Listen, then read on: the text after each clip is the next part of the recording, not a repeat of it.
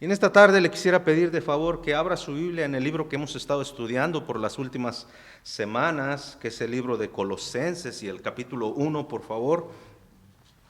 Colosenses capítulo 1.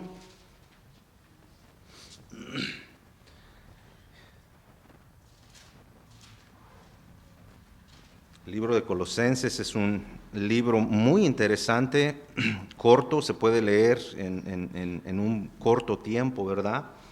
Pero hay tanta información, tanta enseñanza que nosotros podemos apreciar y es de utilidad para nosotros, para nuestro crecimiento, para nuestra vida espiritual, ¿verdad? Nosotros usamos la palabra de Dios para alimentar nuestro espíritu, que a la vez se conecta con nuestro razonamiento y afecta nuestros pensamientos. Cambiamos de manera de pensar, ¿verdad? La gente afuera en el mundo no entiende mucho cómo es que una persona que ha vivido en pecados y en una vida muy desordenada puede alcanzar un nivel de vida ordenado y ser toda una persona completamente diferente, ¿verdad? Yo hace tiempo atrás les mencionaba una anécdota que recuerdo yo de mi niñez. Había un señor en la colonia, en el lugar donde yo crecí, el señor se llamaba Andrés. Y él tenía un caballo blanco, hermanos, grandote, él cuando tomaba se descomponía, ¿verdad? Y sacaba pistola y tiraba, y no sé si anduvo en la revolución o no, pero andaba por las calles, ¿verdad? Y como la colonia donde yo crecí, donde yo viví parte de mi infancia, era una colonia nueva, no había policía, no había nada de eso, entonces la gente pues reaccionaba como sabía. Y solía hacerlo muy continuamente, casi era seguro que una vez a la semana, un fin de semana iba a subir, y ya sabíamos que era él porque se oían los balazos y ya las mamás, ¿verdad? Luego el cuidado de los niños. Pero yo recuerdo a ese señor, ¿verdad? Y lo miraba yo porque la casa donde viví parte de mi infancia no tenía ventanas, estaban los hoyos nada más, pues, entonces se miraba pasar la gente y no había puerta ni nada.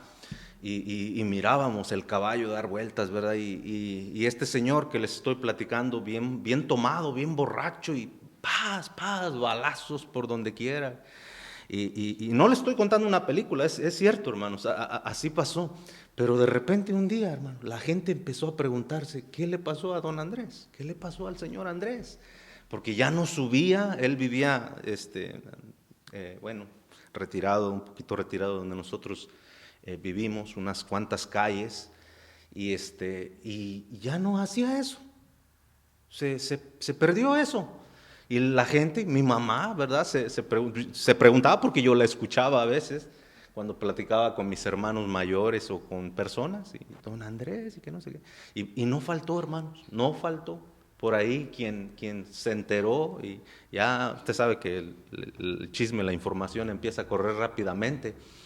Pues ahora el Señor lo que hacía, hermanos, es que durante la semana lo visitaban personas para hablarle de la palabra de Dios, y así lo alcanzaron.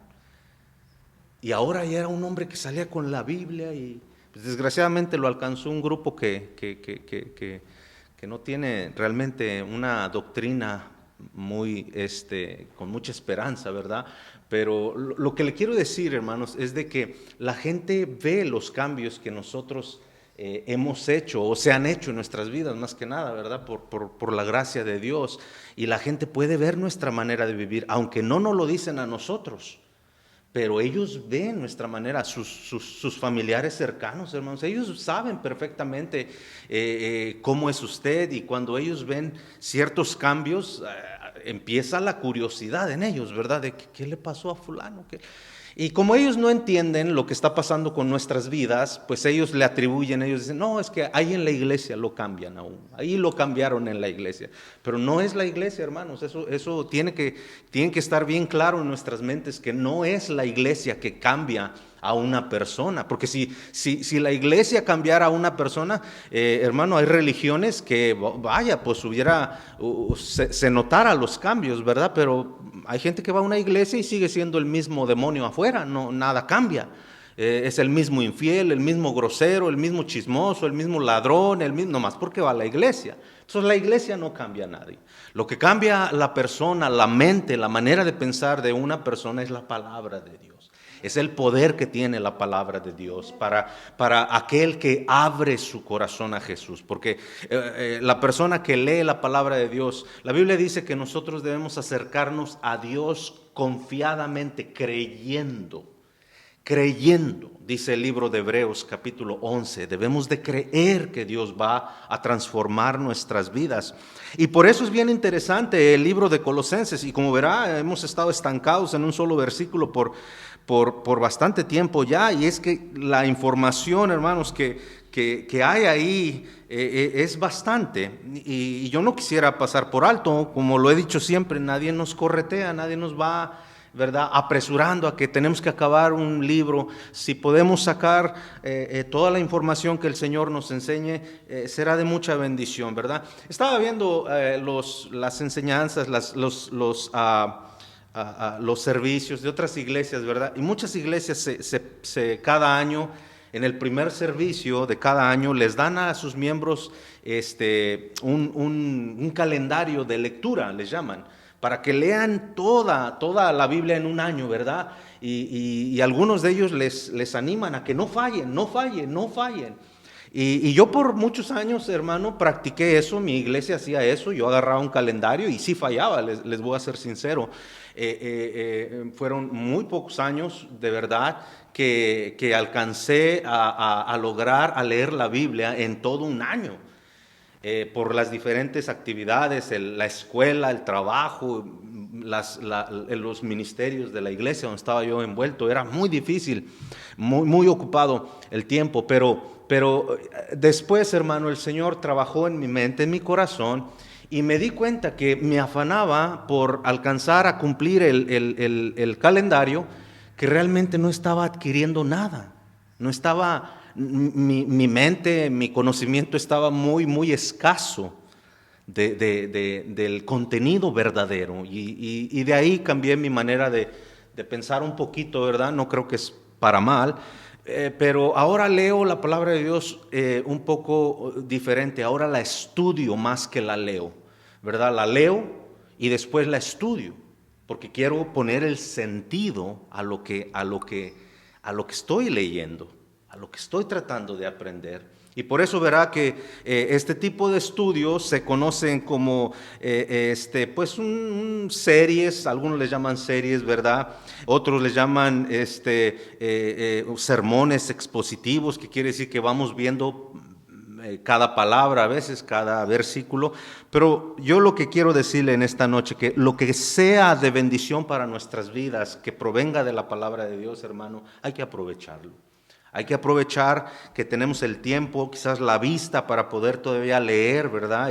Y que el Señor nos ha dado a la mayoría de nosotros la habilidad de poder leer su palabra. Y por eso hay momentos donde nos estancamos, pareciera así, pero no, queremos sacarle el provecho. Y en esta tarde quisiera que leyéramos una vez más el versículo 10, porque ahí se encuentran ya las últimas enseñanzas de estos bosquejos que escribí. En el versículo 10 de Colosenses 1, del capítulo 1:10, dice: para que andéis como es digno del Señor, agradándole en todo. Eso lo vimos la semana pasada, agradándole en todo. Hoy vamos a ver este tema, que es el siguiente ahí en ese versículo, que es llevando fruto en toda buena obra, llevando fruto en toda buena obra. La palabra de Dios nos dice aquí, hermanos, que como estos cristianos de Colosas, el apóstol Pablo y otros cristianos ya más maduros en la fe, ellos oraban para que estos cristianos que conocieron la palabra de Dios, su vivir, su diario vivir, fuera una vida digna de agradar a Dios, digna del agrado de Dios. Por eso la semana pasada vimos esa frase ahí, el agrado, agradándole en todo. Hoy vamos a ver con el favor de Dios y con la iluminación del Espíritu Santo, vamos a ver qué es este tema acerca de llevando fruto en toda buena obra. Esta carta fue escrita para los cristianos, hermano. ¿Ok? Es escrita para todo aquel que ha confiado en Cristo. Nos incluye a nosotros. Nosotros, hermano, de acuerdo a lo que vemos aquí en la Escritura, todo cristiano debe de llevar fruto.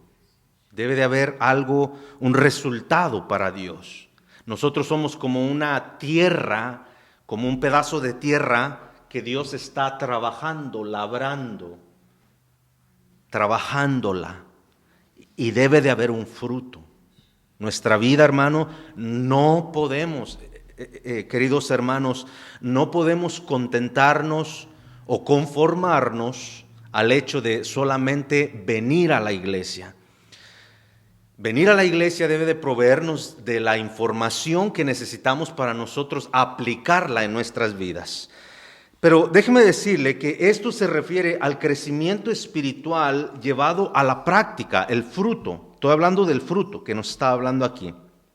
La Biblia, hermanos, habla de dos tipos de frutos. Quisiera hablarle primeramente del primer fruto del cual nos habla la Biblia, pero de este no está hablando el libro de Colosenses. En el segundo fruto del que les voy a explicar con el favor de Dios, eso es lo que se refiere Colosenses. Pero este primero que les voy a explicar, hermanos, es el resultado de nuestro trabajo como grupo o como iglesia, si lo quiere ver. Por muchos años, hermano, yo he escuchado bastante predicación y cuando hay predicadores que usan la palabra fruto para dar a entender de que la iglesia tiene que crecer en números. Y hay cierta verdad en eso, porque la Biblia lo enseña. Una iglesia, hermanos, escuchen esto bien, una iglesia que sabemos que es una iglesia en la cual Dios está trabajando, está obrando, es una iglesia que está creciendo, o sea, que hay cambios, que está creciendo en números, pero también está creciendo individualmente, estamos demostrando nuestros frutos. Quiero que vaya conmigo, por favor, al libro de Mateo y vamos a examinar por unos minutos este primer fruto a lo que se refiere la palabra de Dios. Es verdad que debe de haber un crecimiento numérico en la iglesia. ¿Qué quiero decir con eso?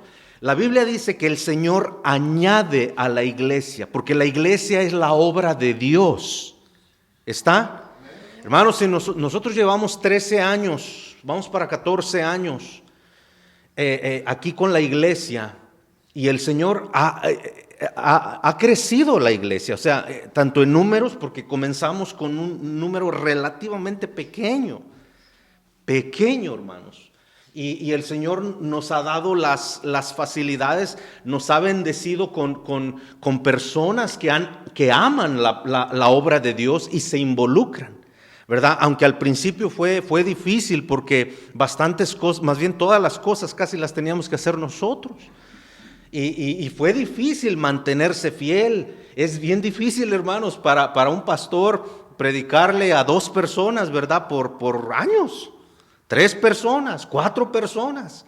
Y de repente, hermano, la fidelidad a Dios, Dios ve nuestra fidelidad y como la iglesia es obra de Dios, es la labranza del Señor, el Señor añade a la iglesia los que van a hacer de bendición en la iglesia. Por eso yo les confieso, hermano, un error teológico mío, un error mío fue afanarme por ver crecer la iglesia.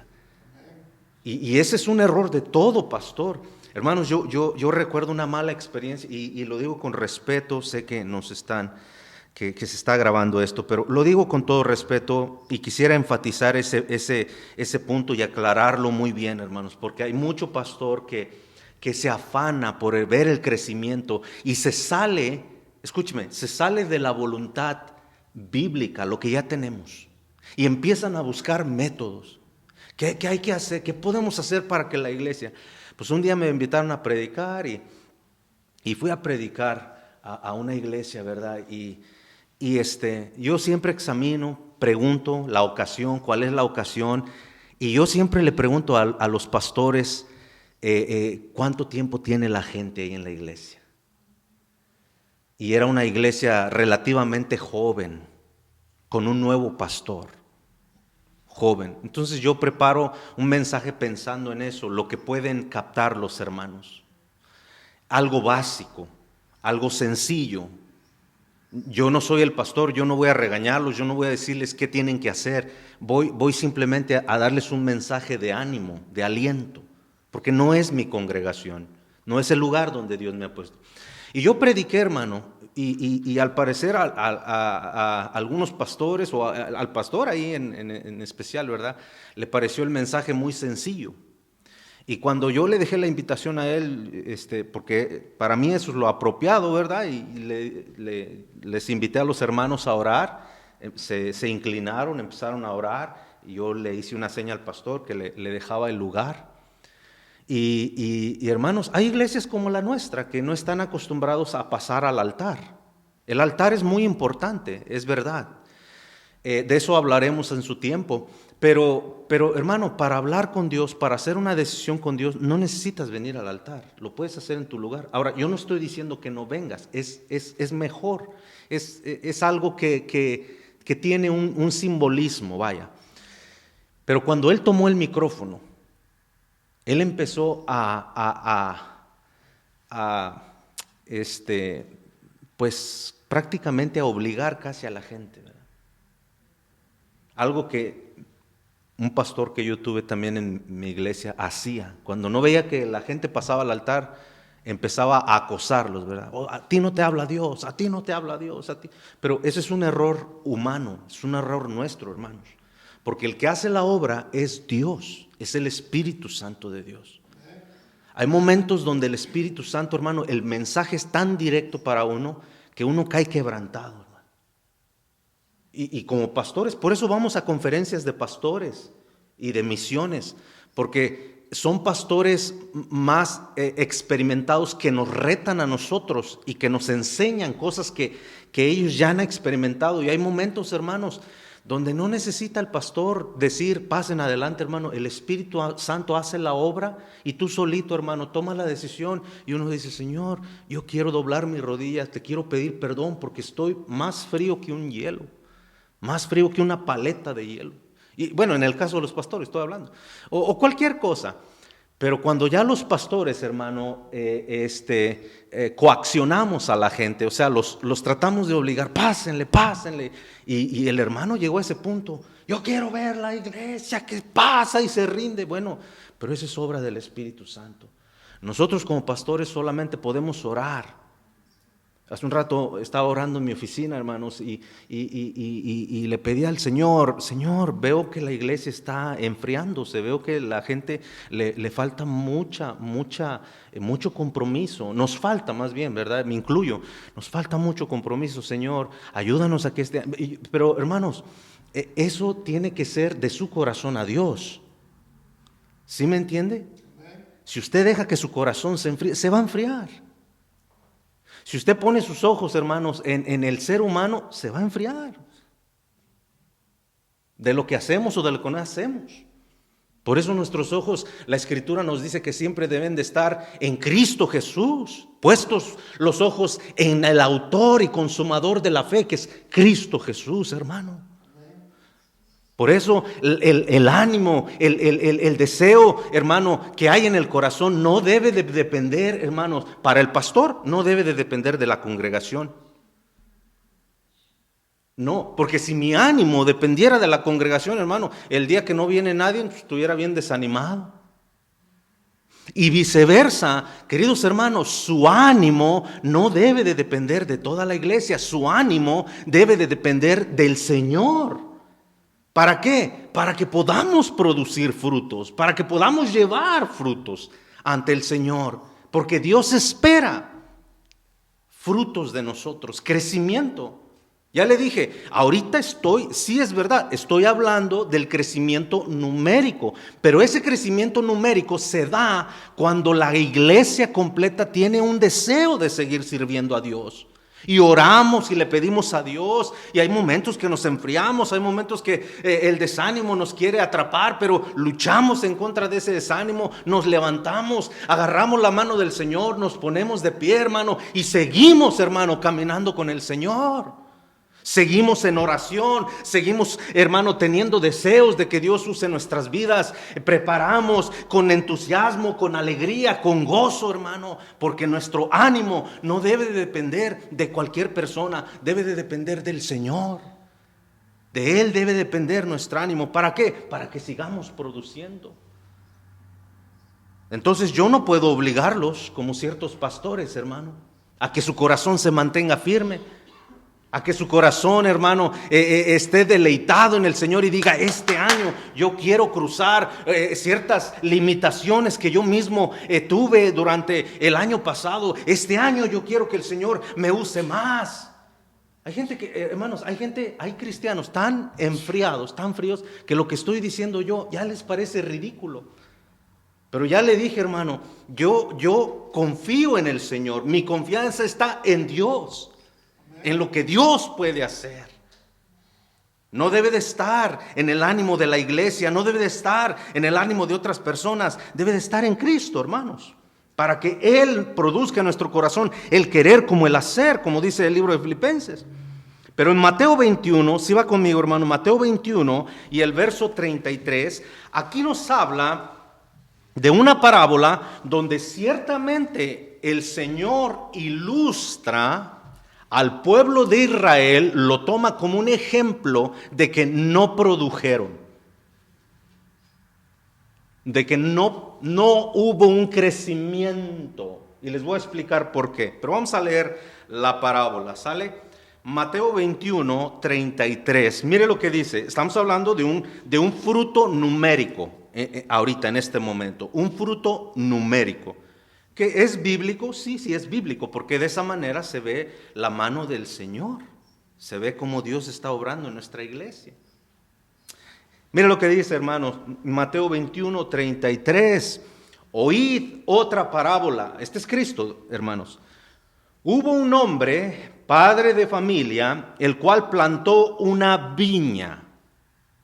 La viña, hermanos, aquí simboliza el pueblo judío. Acuérdese, la iglesia todavía no aparece, pero va a aparecer ahorita en un momento. La iglesia todavía no aparece.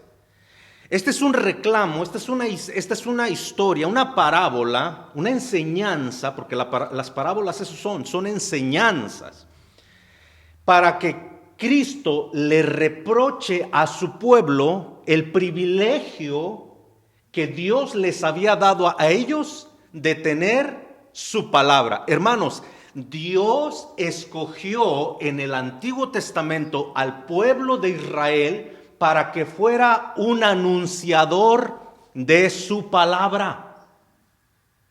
Los judíos eran encargados, eran los responsables de llevar el nombre de Dios a todo este mundo. Ellos eran los responsables, porque Dios los había escogido a ellos. Ponga una marca allí. Y nada más vamos a ver un versículo en Isaías y vamos a regresar aquí a Mateo, porque la lección es larga. Ponga una marca en Mateo y vaya a Isaías 58 conmigo, hermanos, por favor. Isaías, en el Antiguo Testamento. Los judíos los había escogido Dios para que fueran luz en este mundo, para que fueran un testigo fiel de Dios.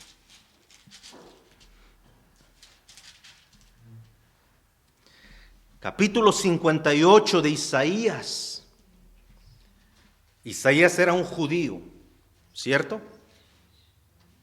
Era descendiente de Abraham. Y mire lo que Dios le dice a Isaías en el verso 1. ¿Están?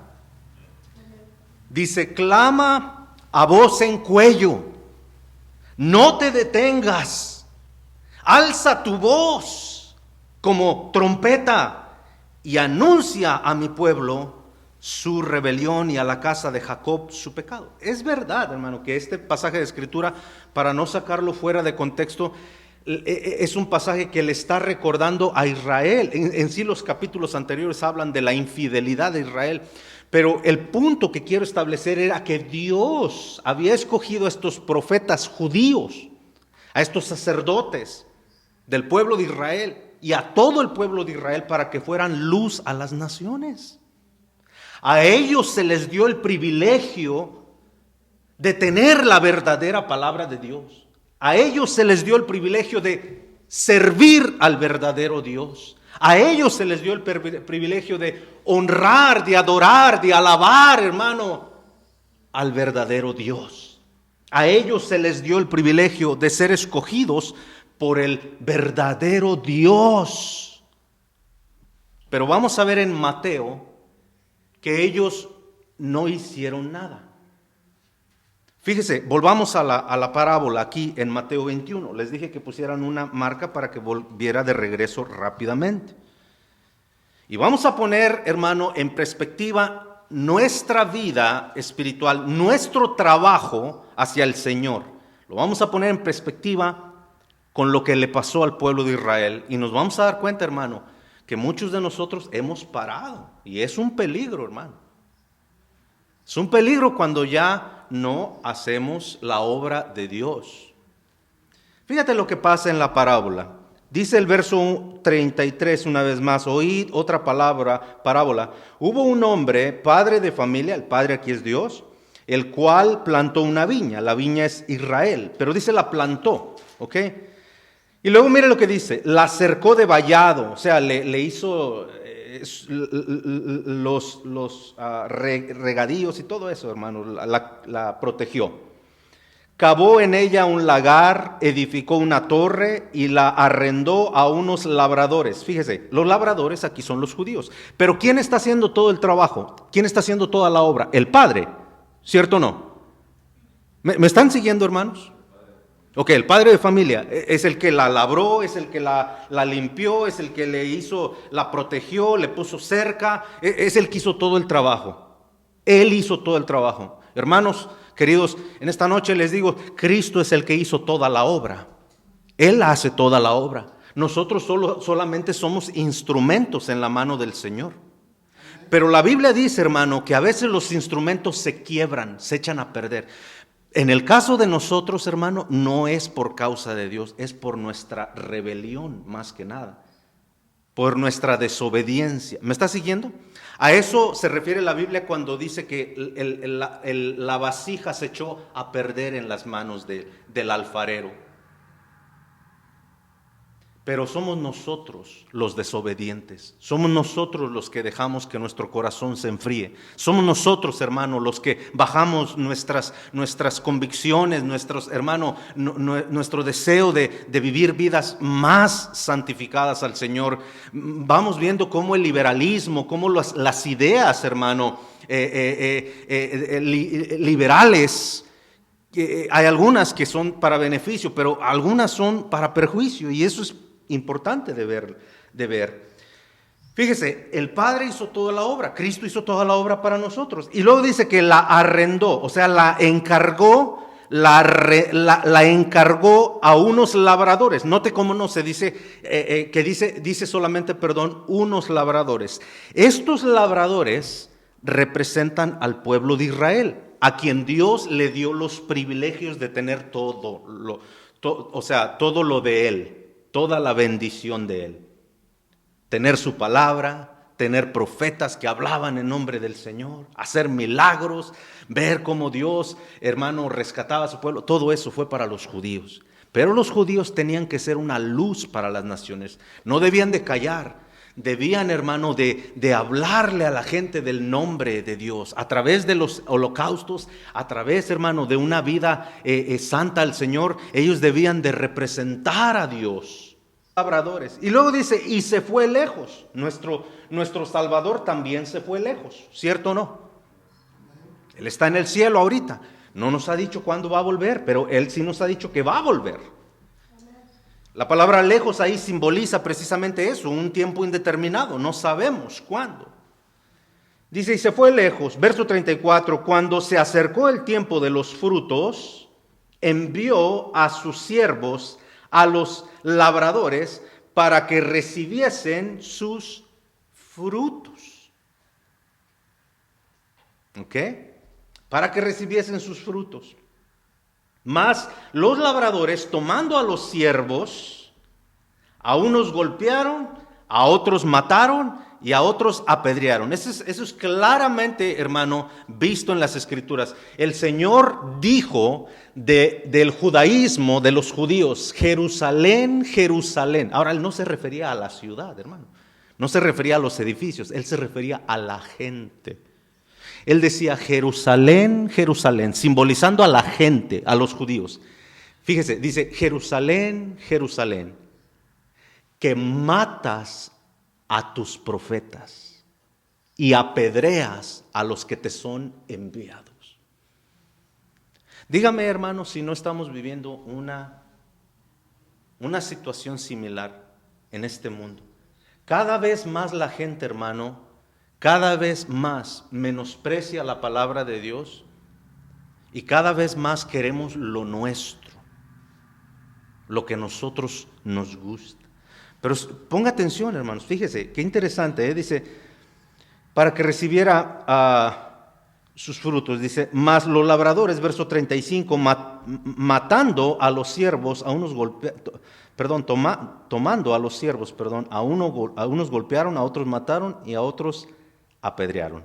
Verso 36, envió de nuevo otros siervos, más que los primeros. Aquí se está refiriendo a los profetas, por eso tenemos tantos profetas en el Antiguo Testamento, hasta Juan. ¿Qué pasó con Juan, hermano? El Bautista, ¿qué pasó con Juan el Bautista? Lo decapitaron. ¿Por qué? Por la justicia de Dios. Por predicar la justicia. Hey, esa mujer no te corresponde, eso es adulterio. Y por predicar, hermano, lo mataron. Y en muchos pecados. Estaba leyendo un artículo anoche acerca de las iglesias metodistas. Ellos, escúcheme bien, ellos hicieron un informe, obviamente a sus ministros. Sí saben que la iglesia metodista fue la primera iglesia, entre comillas, llamada cristiana, que acepta mujeres para darles cargos eclesiásticos como pastores. Pero escúcheme bien, se sabe claramente que la iglesia metodista es una de las iglesias que tiene mujeres lesbianas. Y ellos acaban de hacer un anuncio también de que ya quieren prohibirles a sus ministros que mencionen la palabra homosexual en las iglesias. ¿No? La iglesia metodista es una iglesia muy, muy grande. Tiene muchos seguidores. La iglesia metodista fue comenzada por unos hermanos muy dedicados a Dios, hermanos, muy fervientes a Dios, muy celosos de la santidad, los hermanos Wesley. Pero mire cómo está esa iglesia hoy en día. Es triste, ¿no, hermanos? ¿Por qué? Porque en las congregaciones hay homosexuales y se pueden ofender. Se van a ofender. Entonces, al pecado hay que cubrirlo con otras palabras, que no ofenda. Pero hermanos, Jesucristo ofendió a mucha gente con su mensaje. Tenemos un pasaje de escritura en Juan 6:60 que dice que muchos de sus discípulos dejaron de andar con él porque su predicación los molestaba. Y lo vemos seguido en las iglesias. Gente se va de la iglesia, hermano, ¿sabe por qué? Porque se molestan. Se molestan con la verdad. Y obviamente como uno, como pastor, es el que menciona esa verdad, pues la agarran contra uno. Pero no, hermano, esto es parte del fruto que yo debo de dar para el Señor. Uno como pastor estoy hablando, ¿verdad? Y obviamente usted también debe de congeniar con el Señor. Pero veamos, hermanos, fíjese, dice que mataron a los profetas. Verso 36, y envió de nuevo otros siervos más que los primeros e hicieron con ellos de la misma manera. A eso se refiere, pudiéramos usar a Juan el Bautista como el último profeta, ¿verdad? Que el Señor mandó. Dice el verso 37, finalmente envió a su hijo, diciendo, tendrán respeto a mi hijo. ¿Y quién crucificó al hijo, hermanos? ¿Realmente fueron los romanos?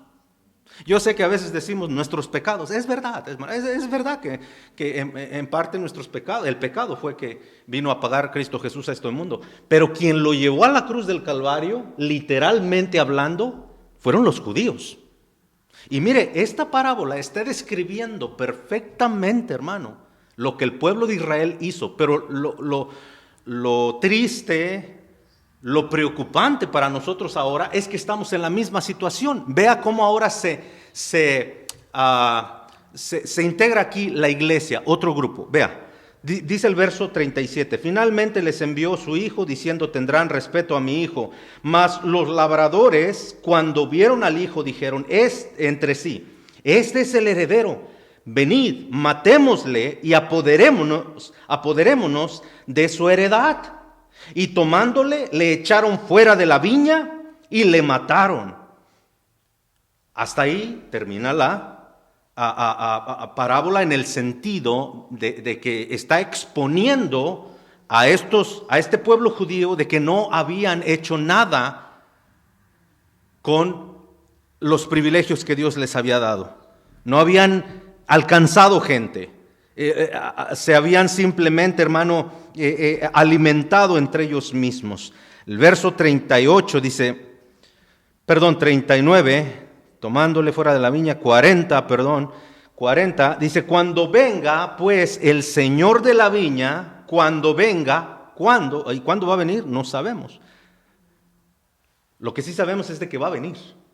Cuando venga, pues, el señor de la viña, ¿qué hará? Fíjese, esa es una pregunta al final. ¿Qué hará? Hermano, si Jesucristo le hubiera contado a usted esa historia y le hubiera hecho a usted la misma pregunta, ¿qué crees que se merecen estos que no hicieron nada con mi palabra? ¿Qué crees que se merecen estos? ¿Qué hubiera contestado usted, hermano? Bueno, la respuesta de los judíos, yo no sé qué hubiera contestado usted, pero aquí tenemos la respuesta de los judíos. Miren lo que dice verso 41. Le dijeron, a los malos destruirá sin misericordia. Y arrendará, eso quiere decir que le dará esa responsabilidad de anunciar su palabra, de predicar su palabra. Dice, y arrendará su viña a otros. ¿Se da cuenta? A otros. Queridos hermanos, esa es la iglesia. Porque no hay otro grupo seleccionado más que la iglesia a quien se le haya dado la responsabilidad de ser luz. Mateo capítulo 5 dice que nosotros somos la luz del mundo, refiriéndose a los creyentes, que es la iglesia. La palabra de Dios, Hechos 1:8 dice que recibiréis poder para que seamos testigos en todo este mundo. Mateo 28:19 dice, por tanto, id a este mundo. Marcos 16:15 también nos dice que predicad el evangelio en todo el mundo. Esa es la responsabilidad de la iglesia. Porque ya se les fue quitada a los judíos. Y ahora la responsabilidad se encuentra entre nosotros, hermanos. Pero ahora viene el peligro que quiero que vea, hermano. Por eso es importante, hermano, que estudiemos esto del fruto. Y aquí surge una pregunta, hermano. En estos años que usted tiene como cristiano, ¿cuál es el fruto de su vida? Ya le dije, ahorita no estoy hablando de los frutos individuales de cada uno de nosotros, ¿verdad? Por ejemplo, la paciencia, ok, pues soy más paciente, pastor. No estoy hablando de eso, estoy hablando del trabajo. Del trabajo. Vamos a llegar eventualmente al segundo fruto que quisiera explicar. Pero es verdad que la Biblia habla, hermanos, de un trabajo que se debe de hacer. Amén. Hermano, no pierda la visión. La visión de la iglesia y la responsabilidad y la meta de la iglesia es alcanzar este mundo perdido. Pero ¿cómo vamos a alcanzar este mundo perdido, hermano? Si nosotros andamos ahogándonos en nuestras propias excusas. ¿Cómo?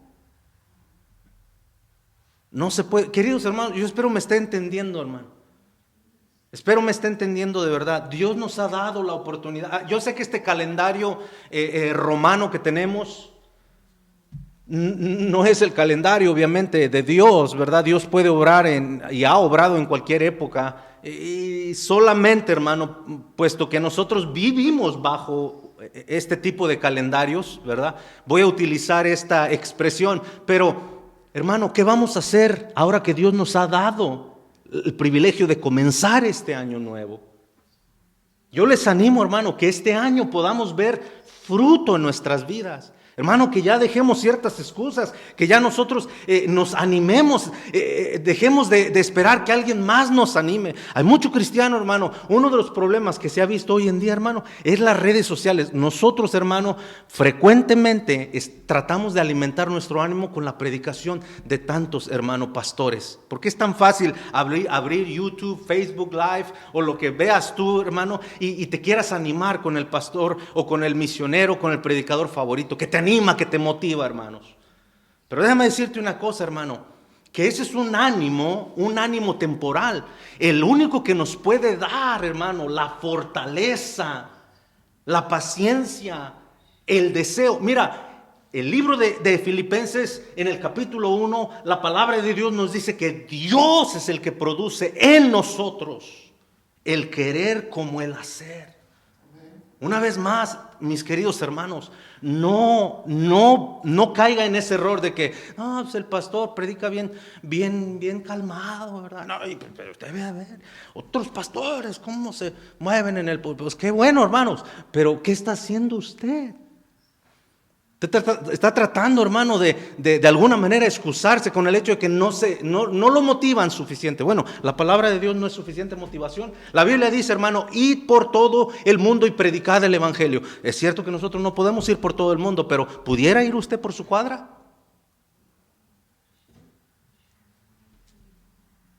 Amén.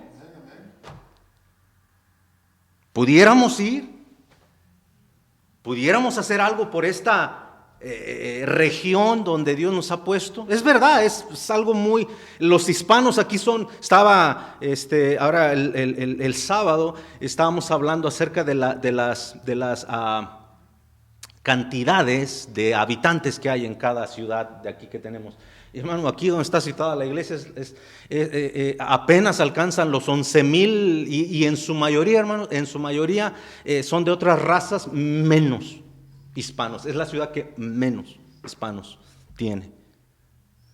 La ciudad de Orange, Bowman, que es la que tiene más, Puerto Arturo, las ciudades que tienen más hispanos.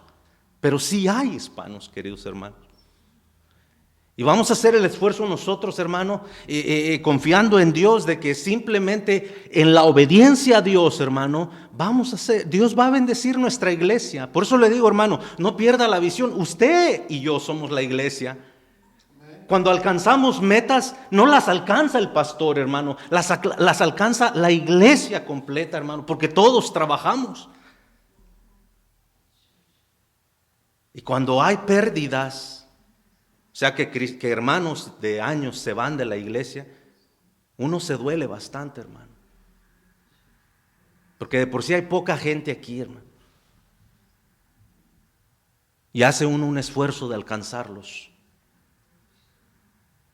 Pero también tenemos que ver, hermano, que estos que hemos alcanzado, los discipulemos, les ayudemos a crecer para que ellos alcancen a alguien más. Ese es el propósito de la iglesia.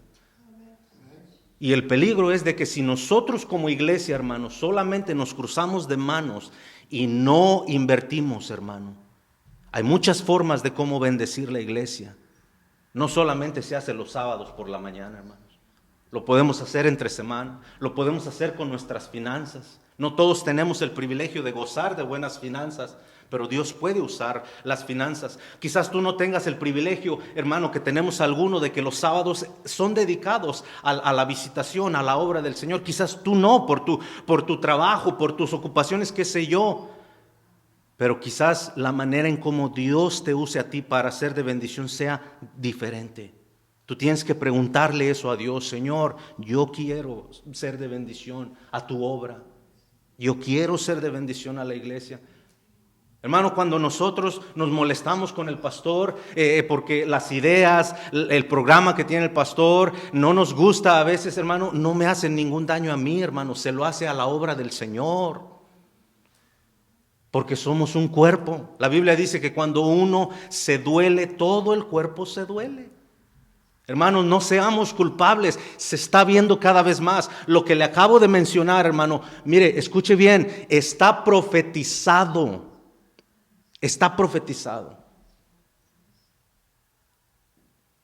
que va a venir una frialdad, y ya la estamos viendo, pero eso, hermano, aunque está profetizado, aunque el Señor Jesucristo mismo lo dijo, pero Él nunca dijo que nos cruzáramos de manos. Él dijo que cuando viéramos más duros los días, hermano, más estuviéramos listos, hermano. Más estuviéramos animados. Más estuviéramos, hermano, dispuestos a servir a Dios. No a desanimarnos, queridos hermanos. No, a seguir adelante. Y ya le dije, aunque este calendario no obra conforme a lo que es Dios, no es el tiempo de Dios, pero es la manera en cómo nos conducimos aquí en la tierra. Dios nos permite vivir aquí bajo estas, qué sé yo, planeamientos, pudiéramos decirlo así, como lo es un calendario. Y cada año, hermanos, al finalizar el año, uno va viendo y va teniendo más ideas. Y el otro año, ojalá nuestra conferencia de misiones sea todavía más inspiradora. El próximo año, ojalá no veamos familias destruirse, hermano. Tenemos conferencias para familia. Mire qué triste, hermano. Este año que terminó, el 2023, tuvimos una conferencia para padres con hijos adolescentes, hermano. Por primera vez. Dedicada solamente a los padres con hijos adolescentes, porque es el tiempo más difícil para los padres y queremos que nuestros hijos nos sigan acompañando a la iglesia, sigan sirviendo al Señor. Pero la pregunta es, ¿qué hemos hecho? Hermano, Dios nos va a pedir un fruto y la iglesia a veces no crece precisamente porque no vemos lo que Dios nos ha encargado a nosotros, no vemos lo que Dios nos ha dejado a nosotros. Hermano, con eso quisiera terminar, se me fue el tiempo, vamos a seguir, pero fíjese, ¿puede captar la idea de la parábola? Dios está diciendo, judíos, hasta aquí. Alguien más va a tomar sus privilegios. No es que Dios acabó con Israel. Dios no ha acabado con Israel. Israel sigue siendo el pueblo de Dios, pero está hecho a un lado. La Biblia dice que es como esa mujer que abandona a su marido y el marido va y se toma una mujer nueva. Y la mujer, la esposa anterior, se encela porque ve que el marido está bendiciendo a su mujer nueva. Y así está ahorita el pueblo de Israel. Ellos ven, hermano, cómo nosotros, mire, fíjese bien, vea el conflicto que está en Israel ahorita. ¿Quiénes son? ¿Quién es el número uno aliado a Israel? Estados Unidos. ¿Sabe por qué? Porque Estados Unidos tiene toda la lana, todo el poder. E Israel no se, hermano, ellos es un país tan pequeño, una nación tan pequeña que necesitan de la protección de otros más grandes, cuando ellos fueron la nación más grande en este mundo. ¿Por qué? Porque Dios era su ayudador, no Estados Unidos, hermano. Dios, el Todopoderoso, era quien tenía a Israel como nación número uno, una nación gloriosa. Pero Dios los hizo a un lado. ¿Por qué? Porque no hicieron nada con su palabra. No hubo fruto. ¿Están aquí, hermanos? Dios nos dé, hermano. Mire, no es carismatismo, hermano, no es simplemente motivación psicológica, hermano, pero que Dios nos dé un espíritu, hermano, que despierte realmente en nuestros corazones el deseo de ver a nuestra iglesia, no permanecer, hermano. Yo estoy hablando de permanecer, porque Dios no le mandó a la iglesia a permanecer. Dios le mandó a la iglesia a que triunfara, hermano, sobre las puertas del infierno. Jesús dijo, hermanos, yo estableceré mi iglesia, edificaré mi iglesia, dice, y las puertas del Hades no prevalecerán con ellas. Hermano, la iglesia debe de vivir de victoria en victoria, nos dice el apóstol Pablo. Pero una vez más, queridos hermanos, no pierda usted la visión. No deje que el demonio le quite, hermano, el diablo le quite, hermano, el deseo de seguir sirviendo a Dios. Cada vez más, hermanos, vemos eso, la frialdad. Entonces Dios le quitó toda la responsabilidad y los privilegios a Israel y los mandó, hermano, los mantiene ahora como ha mantenido a muchas iglesias, muchas naciones, perdón. ¿Ustedes saben cómo llegó el evangelio aquí a los Estados Unidos? Con esto termino. Llegó de Inglaterra, hermanos. La historia nos dice que en Inglaterra, donde surgieron los más grandes predicadores que impactaron al mundo entero de aquella época, Inglaterra fue un punto central para el evangelio. Casi toda Inglaterra, hermano, fue en un tiempo cristiana. Hoy, queridos hermanos, hoy es una de las naciones más liberales, con más libertinaje. Al igual que Francia, sus vecinos, al igual que Italia, al igual que España, al igual que todo el continente. Cuando ellos rechazaron la palabra de Dios, yo lo que estoy diciendo, hermano, es que cuando ellos hicieron la palabra de Dios a un lado, hermano, Dios quitó su bendición. Vea la manera en cómo viven los ingleses allá, vea su moneda.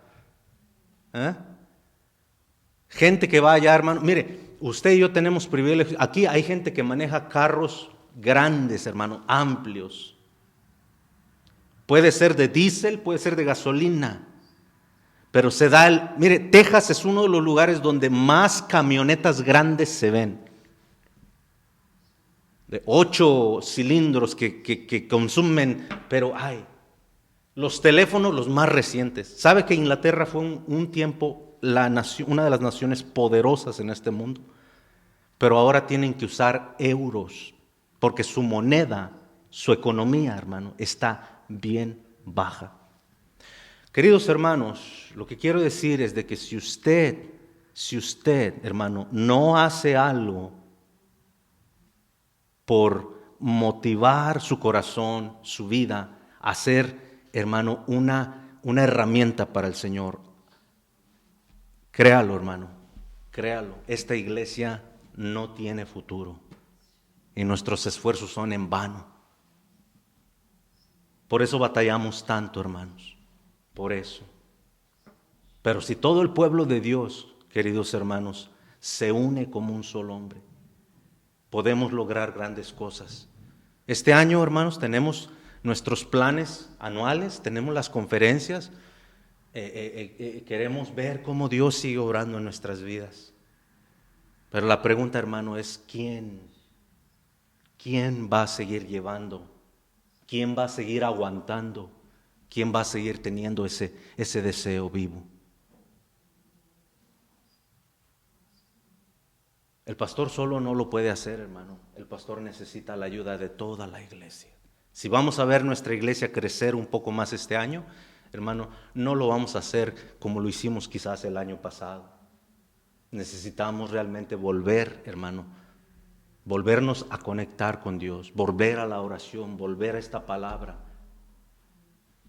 Hábleme, hermano, porque eso es lo que necesitamos. Vamos a orar. Señor, gracias. Gracias por este tiempo tan hermoso, Señor, que nos das de poder meditar en tu palabra. Señor, esa es una verdad y una verdad bíblica. Tú fuiste así con Israel, tu propia nación, aquella nación que tú, Señor, amas tanto y escogiste.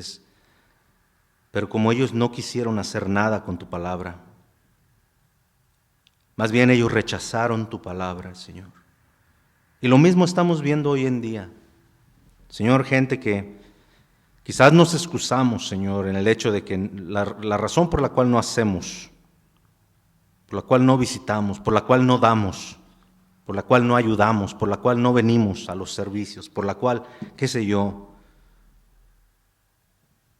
Señor, te ruego que en esta noche examines nuestro corazón. Padre, ayúdanos. Yo sé que llegará, eso es inevitable, un tiempo donde ya no va a haber muy pocos, más bien dicho, muy pocos cristianos permaneciendo juntos, luchando juntos, contribuyendo juntos, sirviendo juntos. Pero Señor, yo te pido que me des sabiduría, Señor, que mi corazón, mi mente esté fortalecido en tu palabra. Que no importa qué hermano este año que venga decida ya no venir a este lugar, que nosotros, Señor, los que seguimos en este lugar, sigamos adelante, Señor. Y si tú, Señor, tienes misericordia de nosotros, tienes compasión, Señor, y nos quieres dar más gente que nos apoye, Señor, sería de tanta bendición. Tu palabra nos dice, Señor, a la verdad la mies es mucha, la gente es mucha, el trabajo es mucho, mas los obreros son pocos. Pero luego tú nos dices, orad al dueño de la mies que envíe obreros. Señor, eso te queremos pedir, porque sabemos que está bajo tu voluntad, está dentro de tu voluntad. Señor, danos obreros. Señor, despierta primeramente un corazón en nosotros que retenga ese celo, ese deseo, Señor, de que venga la gente o no venga la gente, Señor, nosotros seguir siendo fieles hasta que tú nos llames a tu presencia. Y otra, Señor, es que tú envíes obreros a esta mies, a este lugar. Ayúdanos, Señor, por favor, que esta noche no haya sido un simple mensaje, que esta noche vayamos a nuestros hogares, Señor, y meditemos. No permita, Señor, que el enemigo robe esto que fue sembrado en nuestro corazón. Si vamos, Señor, a lograr nuestras metas para este año que viene, es porque vamos a trabajar unidos, Señor. Unidos. Haz a un lado, Señor, nuestra carnalidad de las cosas negativas que vemos. Ayúdanos a madurar en eso y saber que la obra es tuya, alcanzar nuestras metas. Tuvimos metas el año pasado, no las alcanzamos, Señor, pero ahí estábamos casi, cercas. Ahora, Señor, permítenos este año, Señor, y el próximo, y los que tú nos des, Señor, seguir viendo tu mano, creciendo, llevando frutos, Señor. Es cierto, hablé del fruto, Señor, del trabajo, del crecimiento. Por favor, Señor, obra en nuestros corazones. Levanta hermanos, hermanas que tengan un deseo, Señor, de servirte, porque es a ti a quien servimos. En el nombre de Jesús, llévanos con bien, Señor. Llévanos con bien en esta noche. Yo confío, Señor, en que la obra la haces tú.